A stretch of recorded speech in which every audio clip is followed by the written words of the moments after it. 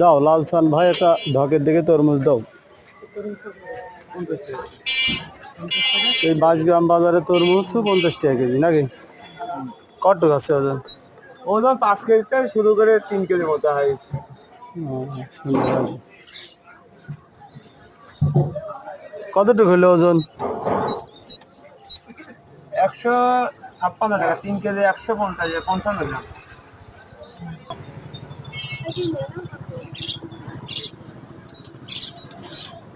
151 টাকা। কয় কেজি হলো? 3 কেজি 360 গ্রাম। তাহলে আশা তো করা যাচ্ছে কি ভালো হবে নি? আমি কাইকে দিচ্ছি। হ্যাঁ ঠিক আছে, কাইটিয়ে প্রমাণ নাও। লাগবে না।